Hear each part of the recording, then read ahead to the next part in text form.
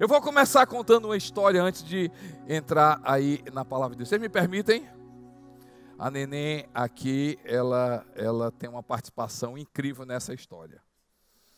Foi o seguinte, gente, eu fui convidado para traduzir um americano em Brasília, mais ou menos 10 anos atrás. Tem um grande amigo ali em Brasília, pastor Laude Jair e Eline. E aí o Laude Jair me convidou, Costa Neto, vem aqui em Brasília, vou receber um americano, e aí eu queria que você traduzisse esse americano. E você traduz? Eu disse, lógico, sou o melhor tradutor da terra. Não disse isso não, mas eu pensei. E aí ele, olha, eu estou mandando a passagem para você, para a Neném, aproveita, vem com a Neném aqui, nós somos muito amigos como casais. E aí o tempo passando, Neném, esqueci, nós vamos para Brasília. O Laude aí chamou a gente para ir para lá, vai ter um seminário. Que seminário é esse? Não, é um americano que vai vir. O que a gente vai fazer lá? Não, vou traduzir. Gente, quando a mulher faz isso, vai dar errado. Ela olhou para mim assim, Costa Neto, e tu traduz?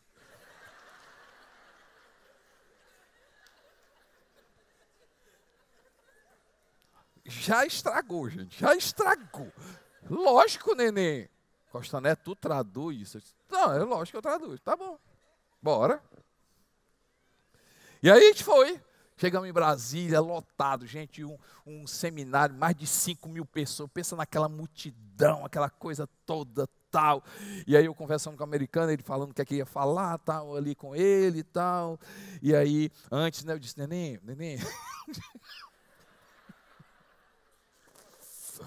Neném, ora pelo meu ouvido.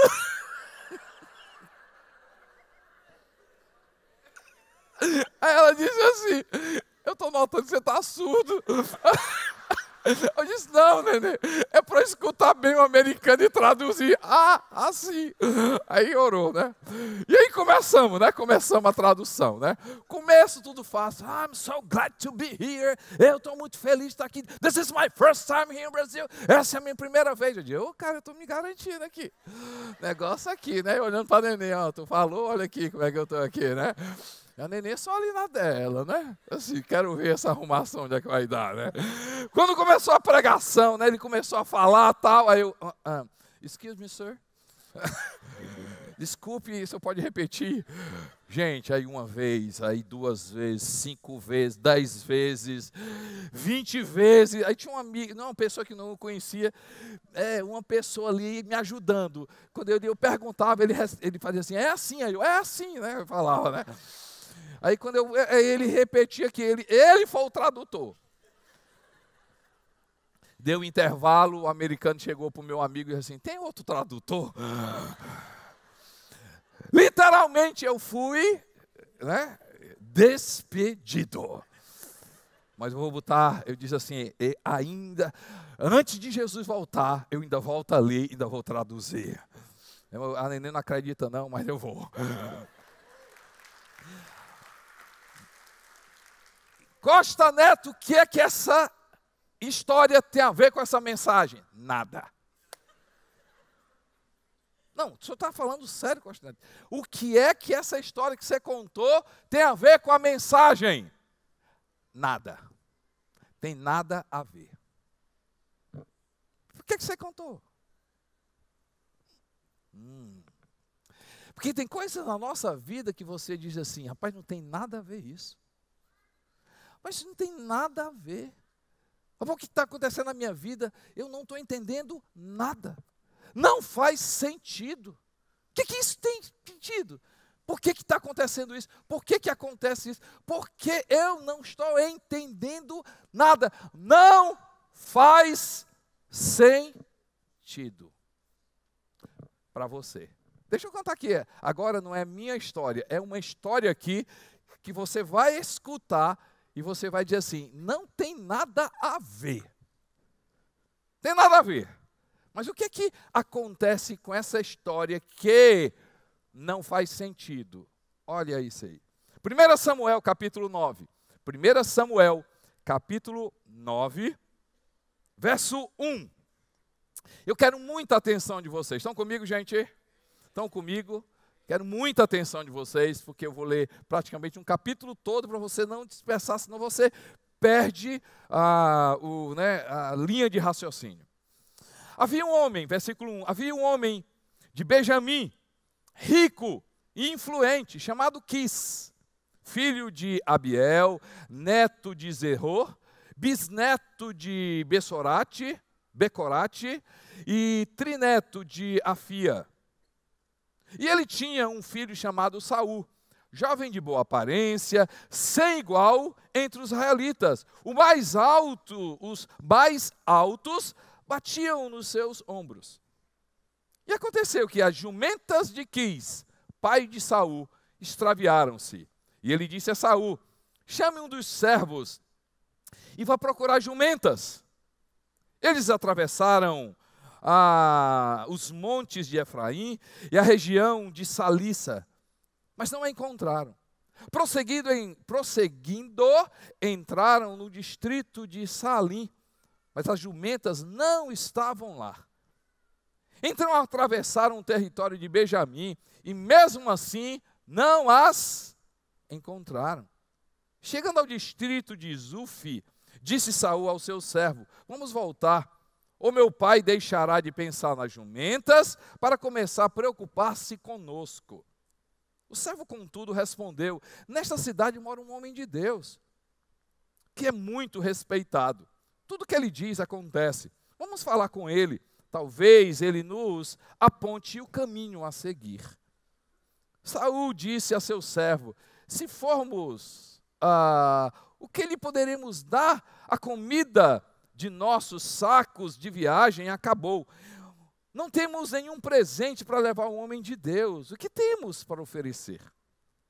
O servo lhe respondeu: tenho 3 gramas de prata, darei isto ao homem de Deus, para que ele nos aponte o caminho a seguir. Antigamente em Israel, quando alguém ia consultar a Deus, dizia: vamos ao vidente. Para o profeta de hoje, pois o profeta de hoje era chamado vidente. E Saul concordou: muito bem, vamos. Assim foram em direção à cidade onde estava o homem de Deus. Ao subirem a colina para chegar à cidade, encontraram alguns jovens que estavam saindo, algumas jovens que estavam saindo para buscar água e perguntaram a elas: o vidente está na cidade? Elas responderam: sim, ele está ali adiante, apressem-se. Ele chegou hoje à nossa cidade, porque o povo vai oferecer um sacrifício no altar que há no monte. Assim que entrarem na cidade, vocês o encontrarão antes que suba ao altar do monte para comer. O povo não começará a comer antes que ele chegue, pois ele deve abençoar o sacrifício. Depois disso, os convidados irão comer. Subam agora e vocês logo encontrarão. Vocês estão comigo ainda, gente? Ainda estão comigo? Eles foram à cidade. E ao entrarem, Samuel vinha na direção deles, a caminho do altar do monte. E aí começa. No dia anterior à chegada de Samuel, o Senhor, obrigado, gente. No dia anterior à chegada de Saul, o Senhor havia revelado isto a Samuel. Amanhã, por volta desta hora, enviarei a você um homem da terra de Benjamim. Unja-o como líder sobre Israel. O meu povo, ele libertará o meu povo das mãos dos filisteus. Atentei para o meu povo, pois o seu clamor chegou a mim. Quando Samuel viu Saul, o Senhor lhe disse: este é o homem de quem lhe falei, ele governará o meu povo. Saul aproximou-se de Samuel na entrada da cidade e lhe perguntou: por favor, pode me dizer onde é a casa do vidente? Respondeu Samuel: eu sou o vidente. Vá na minha frente para o altar, pois hoje você comerá comigo. Amanhã cedo eu lhe contarei tudo o que você quer saber e o deixarei ir. Quanto às jumentas que você perdeu há 3 dias, não se preocupe. com elas, já foram encontradas, e a quem pertencerá tudo que é precioso em Israel, senão a você e a toda a família de seu pai? Saul respondeu: acaso não sou eu um benjamita, da menor das tribos de Israel, e não é o meu clã o mais insignificante de todos os clãs da tribo de Benjamim? Por que estás me dizendo isto? E aí eu quero que você leia 1 Samuel 10, 1. 1 Samuel 10, 1. Samuel apanhou um jarro de óleo, derramou-o sobre a cabeça de Saul e o beijou, dizendo: o Senhor o ungiu como líder da herança dele. Gente, Saul foi procurar jumenta e voltou rei. O que é que isso tem a ver? Por isso que o título da mensagem hoje é: tem nada a ver. Tem nada a ver. Eu imagino Saul chegando na casa dele e dizendo assim: vocês acreditam? Eu sou rei. Como? Eu sou rei. Sim. E como é que aconteceu? Como é que aconteceu isso? Foi assim. Meu pai, acordei e meu pai disse assim: pai, minhas jumentas perderam. Filho, vai procurar. Como é que é? Tu foi procurar jumenta? Tu acredita? Passei 3 dias procurando jumenta. E o que é que aconteceu? Rapaz, eu sei que eu virei rei. Não, peraí. O que é que tem a ver a jumenta? Rapaz, não sei não. Eu não sei. Mas eu sei que eu virei rei. Por causa da jumenta.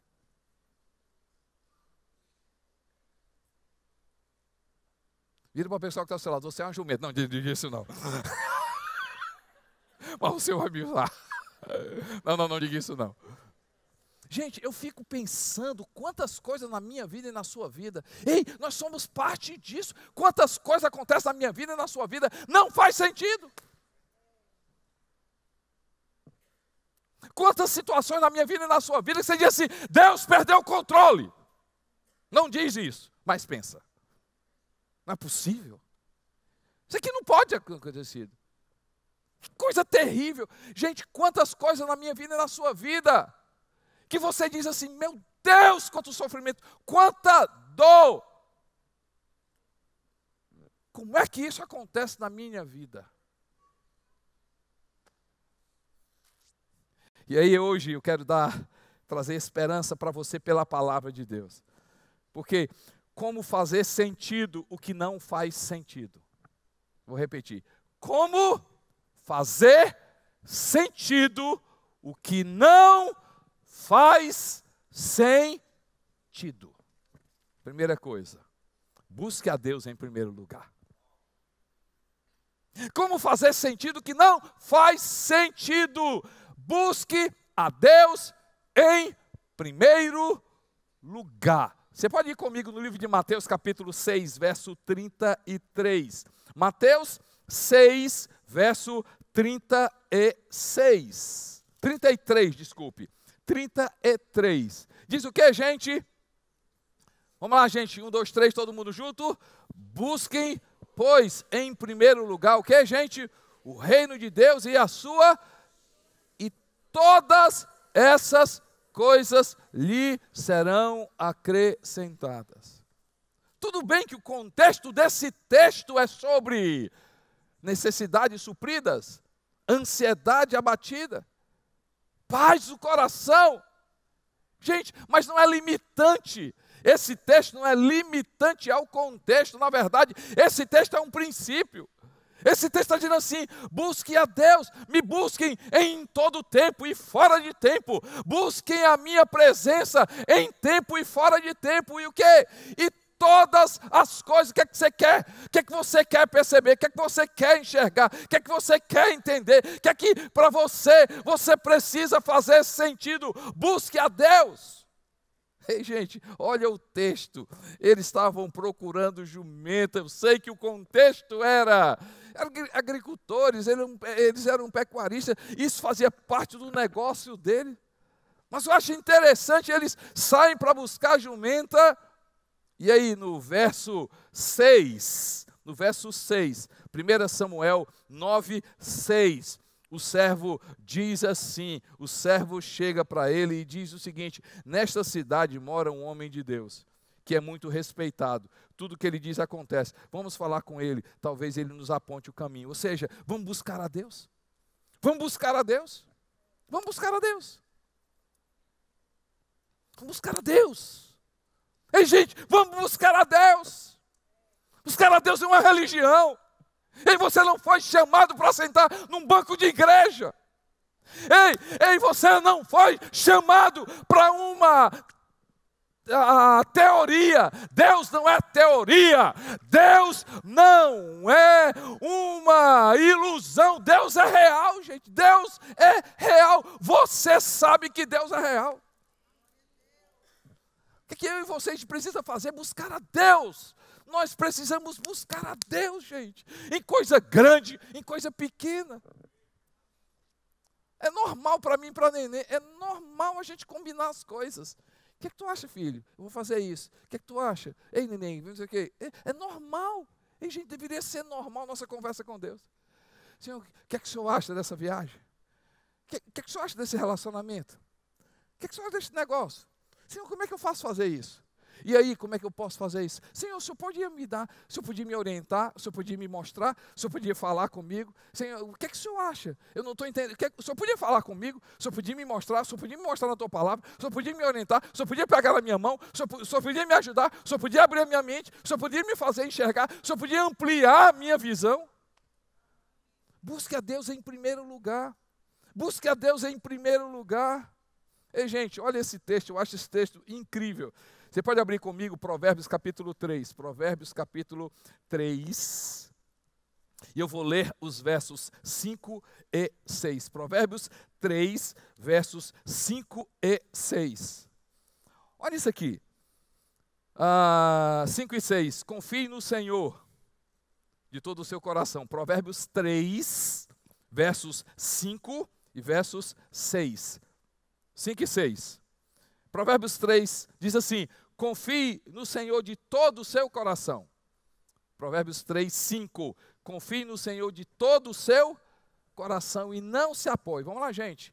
Provérbios 3, 5 e 6. Confie no Senhor de todo o seu coração e não se apoie em seu próprio entendimento. Reconheça-o. Vamos lá. Deus abençoe. Obrigado. Confie no Senhor de todo o seu coração e não se apoie em seu próprio entendimento. Diz lá, gente, reconheça-o. Reconheça o Senhor em todos os seus caminhos e Ele endireitará o que, gente? Suas veredas. Diga comigo, confie. Vamos lá, gente, confie e reconheça. Confie e reconheça. Confie e reconheça que aqui ele diz: confie no Senhor de todo o teu coração e não na força do teu braço. Ei, gente, inteligência é dada por Deus. A nossa é dada por Deus. Ei, é muito bom, graças a Deus pela inteligência, pelo conhecimento. Mas não é a minha inteligência, não é o meu conhecimento, é o quê? É Deus a minha vida. Confie no Senhor e não na força do braço. E ele diz assim: reconheça o Senhor em todos os seus caminhos. Diga comigo, gente, em todos. Vamos lá, gente, em todo. Todos os teus caminhos. O que é que ele diz? E o que é que ele vai? Ele vai endireitar a sua vereda. Ei, já pensou eu e você, a gente viver com o GPS de Deus? O profeta diz assim: se eu me desviar para a direita, e se eu me desviar para a esquerda, atrás de mim eu ouvirei uma voz dizendo: este é o caminho. Ei, nós temos esse GPS de Deus chamado Espírito Santo de Deus. Nós temos essa direção de Deus chamado a Palavra de Deus. A Bíblia diz, lâmpada para os meus pés são a tua palavra, luz para o meu caminho. Lâmpada para os meus pés, o que cada passo que eu der, eu vou enxergar pela palavra de Deus, mas não apenas cada passo da minha vida, eu vou enxergar para onde eu estou indo. Ei, gente, a palavra de Deus diz como fazer sentido o que não tem sentido, como fazer sentido o que não tem sentido. Busque a Deus, busque a Deus, busque a Deus, busque a Deus, busque a Deus, busque a Deus, busque a Deus, busque a Deus em todo tempo, fora de tempo, busca a Deus, busca a Deus, busca a Deus, vai lá nele, Deus seja realmente a resposta da tua vida. O cara perdeu a jumenta. O que é que eu vou falar com Deus? Deus, tu está ocupado com tanta coisa, tantas nações, tanta gente pedindo, tanta gente com problema. O senhor pode me falar, onde é que está a minha jumenta? Gente, deixa eu dizer uma coisa, às vezes as pessoas chegam para mim e dizem assim, pastor, assim, eu não gosto de pedir muito a Deus, não. Eu tenho muito agradecer a Deus, mas pedir, eu não gosto de pedir, não. Eu digo assim, rapaz, besta. Desculpe, gente, desculpe, eu não vou chamar o rapaz disso, né? Mas Jesus diz assim, peça. Gente, Jesus diz, pede. Jesus diz, pede. Jesus pede. Aí eu vou, peço não. Pede. Ei, pede, bate, busca. Pede, bate e busca. Vai lá, pede, bate, pede a Deus, gente. Pede a Deus. Vai, pede tudo, busca tudo, conversa tudo, coisa pequena, coisa grande, é jumenta, pode pedir também, pode, qualquer coisa na sua vida, pede a Deus. Pede a Deus. Pede a Deus. Olha a linha de raciocínio. Como fazer sentido? O que não tem sentido. Busca a Deus. Segunda coisa. Saiba, reconheça que não é coincidência, é providência. Perceba que não é coincidência, mas é o que, gente? Providência. Olha o texto que é que fala, 1 Samuel capítulo 9, versos 15 e 16. 1 Samuel 9, 15 e 16, diz o que, gente? No dia anterior à chegada de Saul, o Senhor havia revelado isto a Samuel. Você pensa que não faz sentido? Deus já tinha falado. Você pensa que não faz sentido? Deus está no controle. Você pensa que não faz sentido? Deus está dizendo assim, ok, depois você vai enxergar. Deus não é o Deus da coincidência, gente. Deus é o Deus da providência. Deus já tinha preparado, já estava tudo arquitetado, já estava tudo no controle de Deus, já estava tudo, o quê? Na big picture, no grande projeto de Deus, no grande quadro de Deus. Interessante, né, gente? Providência e coincidência. Providência, a diferença de providência e coincidência. Providência já estava no plano de Deus. Coincidência, por acaso. Ei, eu e você não vivemos por acaso. Você não caiu de paraquedas. Você não vive de paraquedas. Não aconteceu por acaso. Você não é gente, não é criatura de Deus. Deus não é o teu pai. Deus não é o teu Deus por coincidência. Deus é o Deus da providência. Não é por acaso. acaso, meu irmão. Você não nasceu por acaso. Você não veio por acaso. Deus não colocou a sua vida por acaso. Você veio aqui porque Deus sonhou contigo. Deus tem um plano na tua vida. Deus tem um projeto na tua vida. Deus já enxergava a tua vida antes da fundação do mundo. Você não é por acaso. Providência, Deus está no controle. Coincidência, imprevisto. Providência não tem plano B. Deus não é plano A, plano B. Deus não tem plano A nem plano B. Deus tem propósito. Coincidência precisa de todos os planos e mesmo assim nós não temos garantia de nada. Providência, precisamos de Deus. Coincidência, às vezes precisamos da ajuda das pessoas, ou da atmosfera, ou do tempo, ou um conjunto de muita coisa para dar certo. Providência tem propósito. Coincidência é um momento. Providência se constrói por uma jornada. É relacionamento com Deus. É conhecimento de Deus, é profundidade em Deus, não é simplesmente sentar em um banco de igreja, não é simplesmente religiosidade, é tempo com Deus, é intimidade com Deus. Aí a gente começa a enxergar a providência de Deus. Vou falar uma coisa, gente, providência divina em várias histórias da igreja, ou da Bíblia. Moisés ter saído das mãos da mãe dele e ter caído nas mãos da filha de Faraó, você acha que isso é coincidência? É providência, gente. É providência. A história de Moisés foi construída debaixo de providência. É coincidência. Eu vou jogar aqui e vamos ver o que é que acontece. Ah, meu irmão, se você buscar a Deus, você vai perceber que a mão de Deus vai trazer a providência sobre a sua vida. Davi, cuidar de ovelhas. Cuidar de ovelhas. E aí na jornada de Davi, o que é que foi construído na jornada de Davi?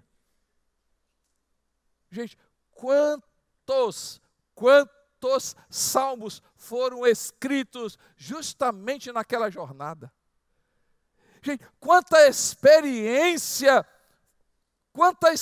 foi construída na vida de Davi.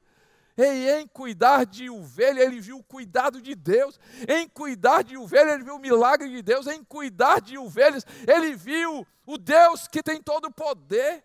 Ele, em cuidar de ovelha, foi contra urso. E em lutar com o urso, ele viu a mão de Deus. Em lutar contra leão, ele viu a mão de Deus. Em lutar com feras, ele viu a mão de Deus. E aí na frente de Golias, ele disse assim, o mesmo Deus que me livrou, o mesmo Deus que me livrou, o Deus que fez ali, ele faz hoje, ele vai continuar fazendo. Eu vou enfrentar esse Golias, porque eu tenho visto Deus na minha vida. E aí, gente, José,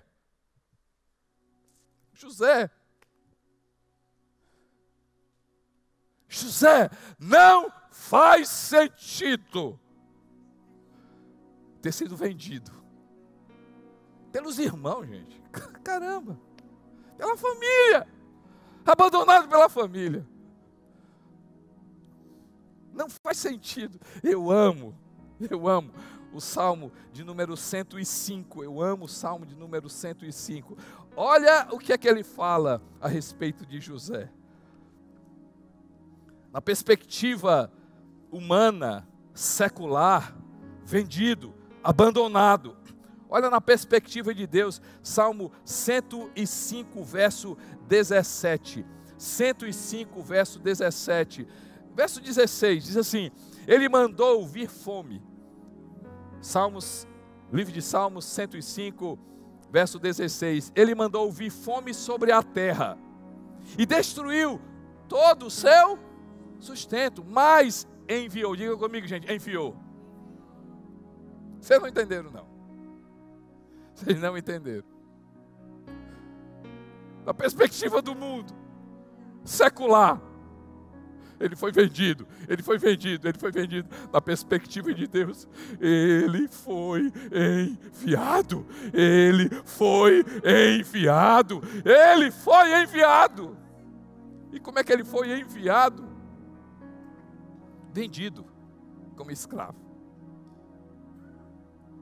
O como, Deus é que sabe, o propósito é dele. E gente, até cumprir-se a sua. Ei, gente, diz assim, né?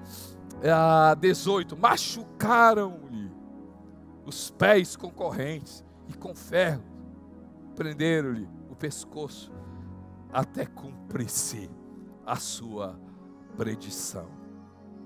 E a palavra do Senhor confirmar o que dissera.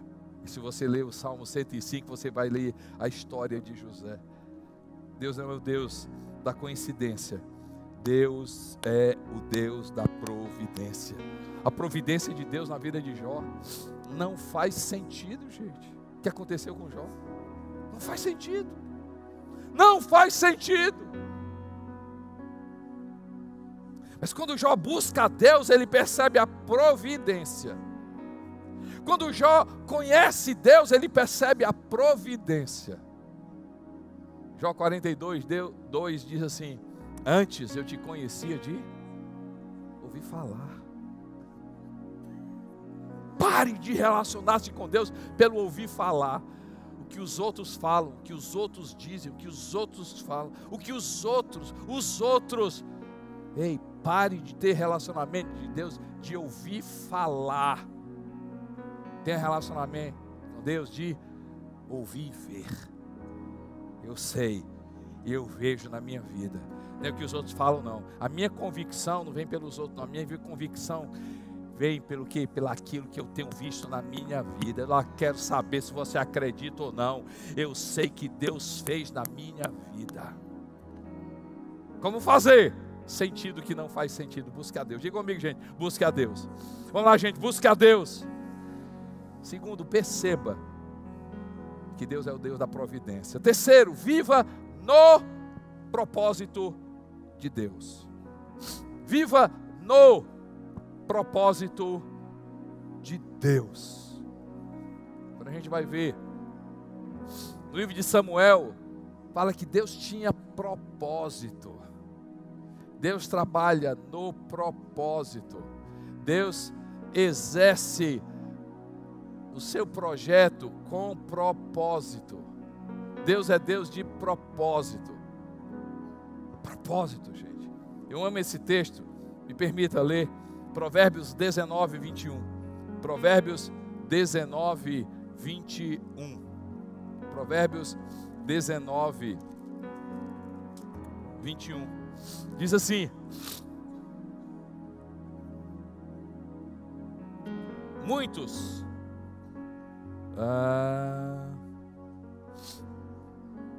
muitos são os planos no coração do homem, mas o que prevalece é o que, gente? É o propósito do Senhor. Muitos são os planos no coração do homem, mas o que prevalece é o propósito do Senhor. É errado eu me programar? Não! É errado eu ser organizado? De forma nenhuma. É errado eu trabalhar com estratégia? Não! Mas deixa eu te falar uma coisa, para não perder tempo, verifique se é da vontade de Deus. Porque o que é que prevalece? É o propósito. Não são meus planos. Gente, o que prevalece é o quê? É o propósito de Deus. O que prevalece é o propósito de Deus. Está no propósito, vai prevalecer. Não está no propósito, não vai prevalecer. Não vai prevalecer. Vai cair, vai quebrar, porque não está no propósito. Não está no propósito.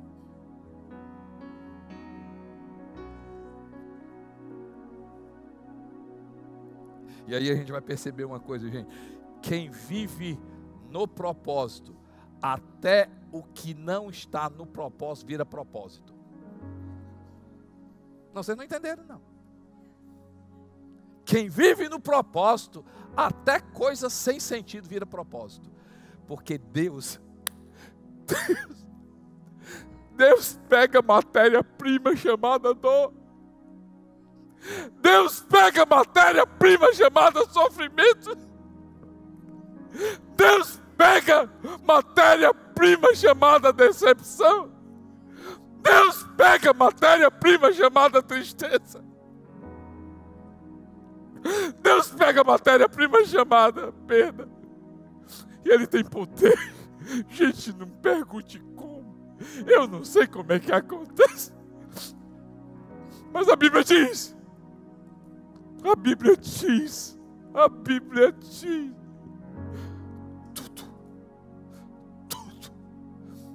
Tudo coopera para o bem daqueles que amam a Deus e estão segundo o seu propósito.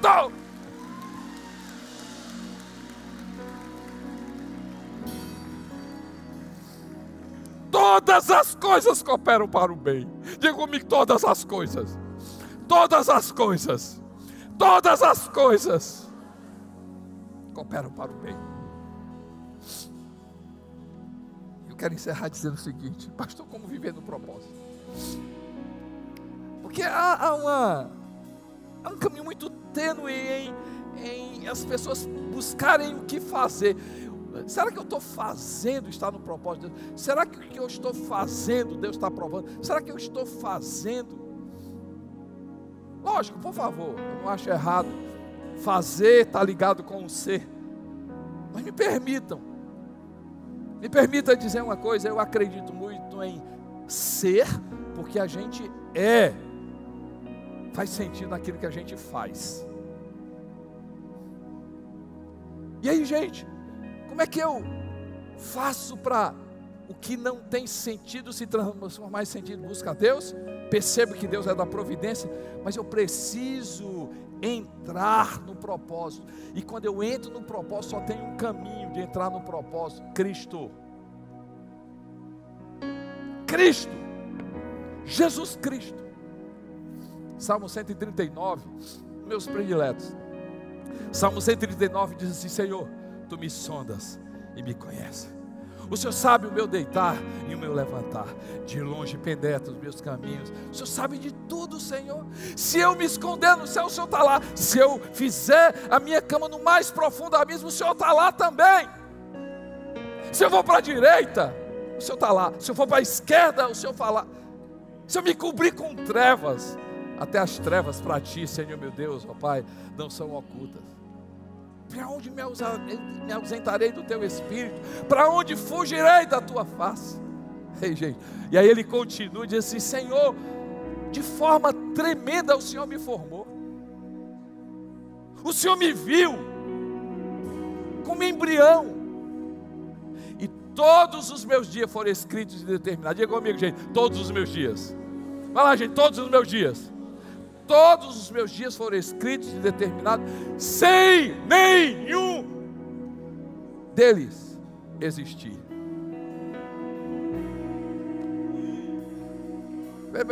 Eu não estou ligando não, peraí, eu estou ligando. Como é que, o que é que tem a ver Jesus no meu propósito?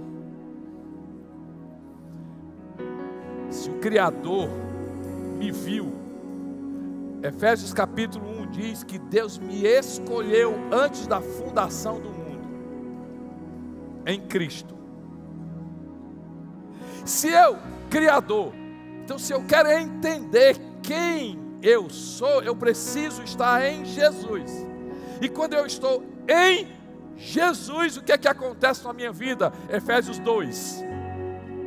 Efésios capítulo 2. Efésios capítulo 2.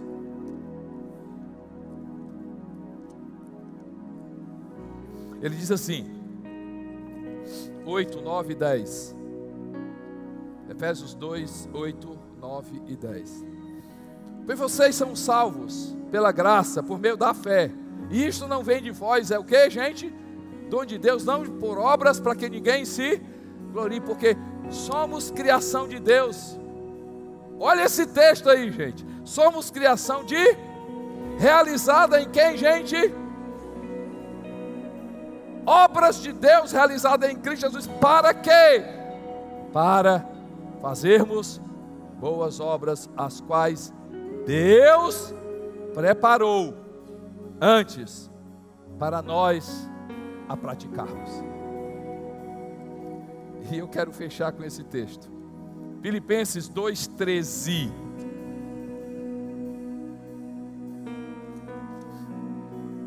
Filipenses 2:13. Vocês não estão comigo, gente? Vocês não estão comigo? Diz assim: pois Deus é quem efetua em vocês tanto o quanto o realizar de acordo com a sua boa vontade. Vamos ligar aqui as coisas. Como fazer sentido que não faz sentido, buscar a Deus. E quando eu busco a Deus, eu percebo que Deus é providência. Deus traz a providência. E como é que eu faço isso acontecer? Quando eu estou no propósito dele. Então, em Cristo Jesus, o que é que acontece? Em Cristo Jesus eu fui criado, Deus me viu sem existir, Deus me viu, então eu não sou fruto do acaso, eu sou fruto do projeto de Deus. Deus sonhou com a minha vida, Deus viu a minha vida. E se Deus viu a minha vida, Ele escreveu todos os meus dias. E como é que eu vivo isso? Por isso que o pessoal tem uma neura desse negócio de predestinação. Predestinação é predeterminado em Cristo. Em Cristo eu sou pré-desenhado. Sem Jesus, meu irmão, por isso que sem Jesus você não dá certo. Precisa escutar isso. Sem Jesus você não dá certo. Eu não dou certo. Eu só dou certo com Jesus. Agora você vai entender. Fora de Cristo, o que é que acontece? Tudo é tudo e tudo é nada. Está entendendo? Não tem prazer não. Agora em Jesus, você começa a dizer o seguinte: os dias que Deus fez para mim, Ele foi lá no futuro, fez. Aí diz assim: Costa Neto, para isso aqui, eu sonhei com você. Aí eu aceito Jesus, Jesus passa a ser Senhor da minha vida. Aí o que é que acontece? Ele diz assim: agora, todos os dias que eu fiz para você, em Jesus, pode andar nele.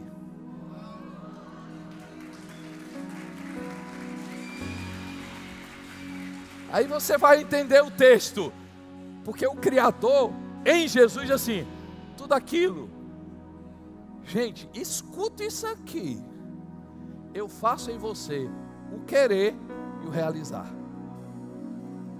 Quem está no propósito, eu senti um negócio de Deus, Deus já colocou, e o melhor, Ele não apenas coloca, Ele capacita você a fazer.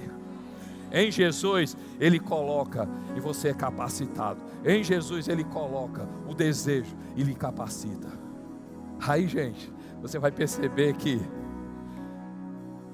o que não faz sentido, a gente começa a perceber que a mão dele estava lá. A mão dele estava lá. Você vai olhar assim: você viu a mão dele ontem? Você viu o cuidado dele ontem? Sofreu.